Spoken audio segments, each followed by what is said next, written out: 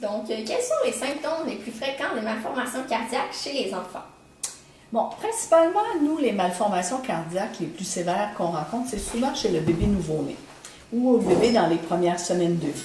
Ça se manifeste le plus souvent à l'examen physique quand les médecins écoutent le cœur des bébés. On peut entendre des bruits anormaux. Souvent, les gens vont dire des souffles au cœur, mais de fait, avec notre stéthoscope, souvent, on va entendre des bruits pas normaux, un souffle cardiaque.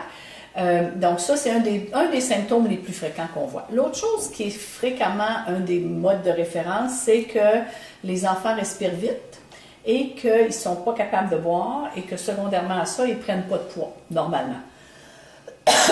Alors, un bébé qui respire pas bien, qui est essoufflé, qui n'engraisse pas, c'est un des autres signes et symptômes qu'on peut voir.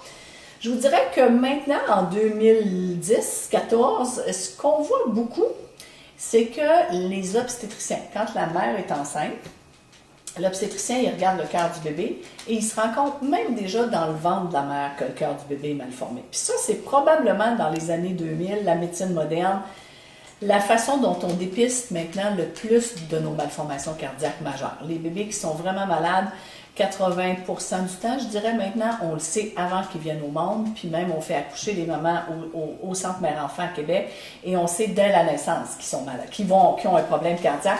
Alors ça change beaucoup un petit peu la pratique. On a moins d'enfants comparativement avant qui nous arrivent très malades parce que ça fait des semaines ou des jours que ça traîne. OK. Donc, quelles sont les causes principales des malformations cardiaques? Sont-elles totalement inconnues? Non, de plus en plus, on connaît la cause, dans le sens qu'il y a beaucoup de malformations cardiaques qui sont associées à des anomalies au niveau des gènes. Dans notre corps, toutes nos cellules sont faites avec des chromosomes, puis chacun des chromosomes contient des milliers de gènes. Et de plus en plus, on sait maintenant qu'il y a beaucoup de malformations qui sont secondaires à des gènes anormaux. Cependant, ça reste ce que nous, on appelle une malformation qui est multifactorielle, en voulant dire que même si des fois on a un gène anormal, on n'aura pas toujours la maladie. Alors, ça reste multifactoriel, alors probablement que l'environnement joue un rôle, probablement qu'il y a des bons gènes, il y a des mauvais gènes, mais de plus en plus on sait. C'est clair que certains enfants qui ont des anomalies de chromosomes, celui qu'on connaît le plus, c'est la trisomie 21. Ces bébés-là ont souvent des malformations cardiaques, ça vient avec leur anomalie de chromosomes. Mais il y a encore des enfants parfaitement normaux par ailleurs, chez qui on ne connaît pas la cause.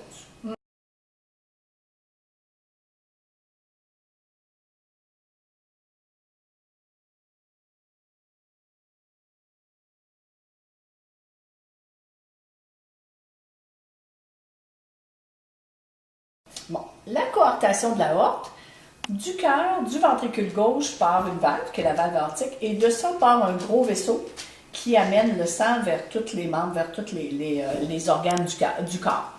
Et sur cette aorte-là, il peut y avoir des rétrécissements à différents endroits. Mais la coarctation de l'aorte isolée, c'est un rétrécissement qui se trouve dans la portion descendante de l'aorte, dans le thorax. Alors là, c'est une zone qui s'est mal développée, qui dans le fond, c'est une malformation congénitale, donc c'est une anomalie, c'est des gènes qui ont probablement causé ça, mais il y a un rétrécissement au niveau de l'aorte. Et dépendamment de l'âge et dépendamment surtout de la sévérité, ben ça peut se présenter de différentes façons. Il y a des coarctations sévères néonatales qu'on appelle, où là, dans les premiers jours de vie, les bébés vont être malades parce que la coarctation est très sévère. Puis quand la transition de la vie fœtale à la vie extra-utérine se fait, ben cette zone-là est trop petite. Parce que si on y pense, si l'aorte est rétrécie, ben le cœur essaye de pousser plus fort pour combattre l'obstruction. Donc, quand on prend la pression dans le bras, la pression est beaucoup plus élevée que la normale.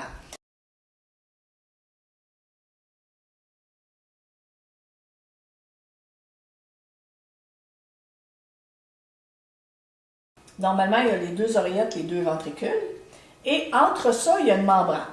Bon, évidemment, entre les deux ventricules, c'est du muscle. Entre les deux oreillettes, c'est une membrane, bon, un petit peu de tissu conjonctif, mais aussi un petit peu de muscle. Et normalement, il n'y a aucune communication parce que le sang bleu est d'un côté, il passe dans les poumons, est oxygéné, puis il revient de l'autre côté. Alors, normalement, il ne faut pas qu'il y ait de mélange entre les deux. Alors, normalement, ces deux septums-là sont complètement intacts. Mais fréquemment, il peut y avoir des communications interauriculaires. Alors là, ce que ça fait, c'est qu'il y a un trou dans le septum entre les deux oreillettes, qui peut être de différentes grosseurs, qui peut être placé à différents endroits aussi. Alors là, ce que ça fait, c'est que le sang est passé une fois dans les poumons, est oxygéné, mais quand il revient à l'oreillette gauche, comme il y a un trou, ben, il y en a une partie qui revient passer dans l'oreillette droite, retourne dans les poumons, encore une fois. Donc, ça crée une circulation additionnelle qui n'est pas nécessaire. Alors, c'est là que ça va donner des symptômes. Puis, c'est la même chose pour les CIV, sauf que là, encore une fois, dans les CIV, ça peut être différentes grosseurs, différentes positions.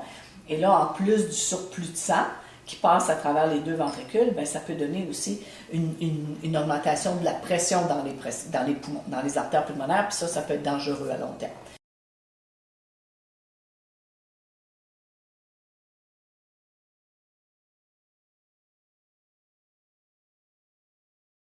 Bon, la tétralogie de Fallot, là, c'est une combinaison de malformations. Alors, ça donne principalement des bébés qui ont une diminution du sang qui passe dans les poumons parce que la valve ou l'artère pulmonaire est plus petite. Donc, on dit tétralogie parce qu'il y a 4 composants. Hein, dans le fond, principalement une CIV, donc un trou entre les deux ventricules, hein, ce qu'on disait tantôt, la paroi musculaire entre les deux ventricules, donc il y a un trou. Comme l'artère pulmonaire est un petit peu plus petite que la normale, ben, il y a la partie de la membrane entre les deux ventricules qui est déplacée en dessous de la valve pulmonaire, ce qui cause le rétrécissement de l'artère pulmonaire. Et secondairement à ça, il y a un épaississement du muscle cardiaque, hein, parce que comme on disait tantôt, quand il y a une obstruction, le muscle travaille plus fort, donc il s'épaissit. Donc c'est la combinaison de ces 4 choses-là qui est la tétralogie de Fallot.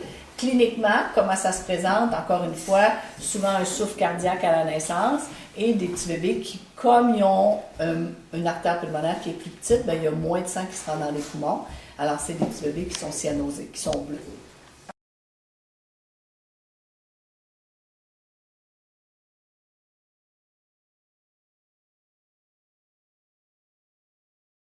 Quand le bébé est dans le ventre de la mère, le canal artériel est extrêmement vital. S'il n'y a pas de canal artériel, le bébé décède in utero. Parce que dans le ventre de la mère, les poumons ne fonctionnent pas. Hein? Le bébé il est dans le liquide amniotique, il ne peut pas respirer de liquide, donc les poumons ne fonctionnent pas. Alors, ce qui oxygène le bébé, c'est le placenta de la mère. Alors, le canal artériel permet au sang de ne pas passer vers les poumons, parce que de toute façon, ça ne fonctionnerait pas, mais de retourner vers le placenta pour être oxygéné. Alors, ce canal artériel-là, dans les premières heures ou les premiers jours de vie, normalement, il se referme. Quand le bébé se met à respirer, que l'oxygénation du bébé se fait normalement, ben le canal artériel il est programmé pour vasoconstricter, puis il se fait plein de tissus à l'intérieur, puis à un moment donné, il devient non perméable. Habituellement en quelques heures, des fois quelques jours. Et là, donc, quand il y a une persistance du canal artériel, ça devient une malformation, hein, comme la CIA ou la CIV. C'est une malformation qui fait qu'il va avoir trop de sang qui va passer dans les poumons du bébé, donc qui fait travailler le cœur en trop.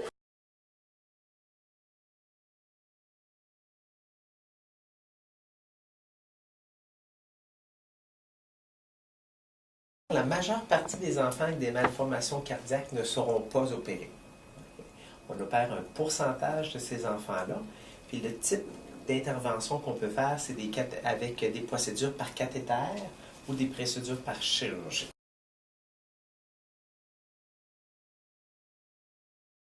Il y a 2 types de chirurgie. Il y a une chirurgie qu'on appelle fermée, comme les coartations de l'aorte. Il y a une chirurgie qu'on appelle ouverte, où on entre à l'intérieur du cœur. Lorsqu'on entre à l'intérieur du cœur, il faut réparer des trous, des malformations. La chirurgie peut être définitive ou peut être palliative. C'est-à-dire qu'une fois qu'on parle d'une chirurgie cardiaque ouverte, on rentre à l'intérieur du cœur, mais on peut d'un côté guérir l'enfant, de l'autre côté, on peut juste faire une palliation pour qu'il soit capable de vivre avec sa malformation. Si on a une chirurgie à cœur fermé, c'est-à-dire qu'on n'ouvre pas le cœur, on peut faire ça par le côté, par l'avant, le cœur bas, et on fait des réparations, c'est souvent sur les vaisseaux du cœur. Lorsqu'on a une chirurgie à cœur ouverte, il faut se servir d'un instrument qu'on appelle le cœur poumon artificiel. Lors de la chirurgie, le cœur est arrêté. On fait passer le sang dans notre cœur poumon artificiel et on est capable de travailler sur un cœur qui est arrêté, vide de sang, pour pouvoir voir les malformations et les réparer.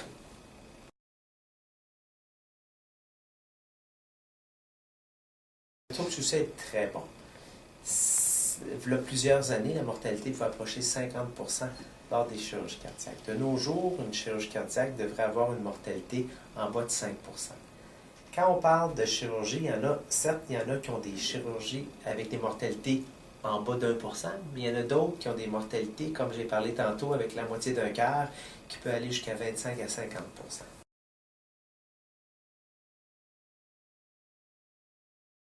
Le problème avec les chirurgies, la plus grosse conséquence, la plus grosse séquelle, c'est le décès. On en a parlé, les risques de décès sont relativement faibles, mais sont toujours présents. Lorsque j'opère un enfant, je le dis toujours aux parents qu'il y a des risques de décès associés avec la chirurgie. Aussi grave, c'est les complications neurologiques. Le cœur, c'est une pompe, comme j'ai mentionné.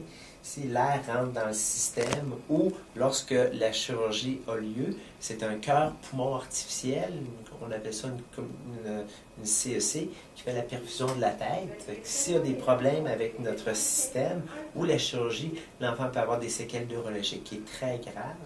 Après, il y a toutes sortes d'autres conséquences, des infections, des transfusions, des infections au niveau de leur plaie. Fait qu'il y a beaucoup de risques associés avec une chirurgie cardiaque, mais malgré tous ces risques, les résultats sont quand même très bien, puis on voit des enfants très bien évoluer.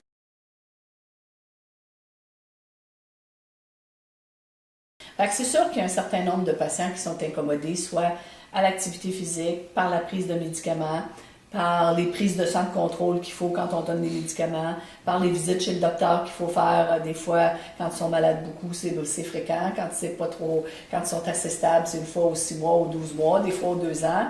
Puis les hospitalisations, pour un enfant d'être hospitalisé, même si c'est quelques jours, ça peut quand même être un peu traumatisant. C'est sûr que ça peut avoir certaines répercussions sur leur qualité de vie. Je te dirais que pour 90% de mes patients, la vie est quand même pas mal normale.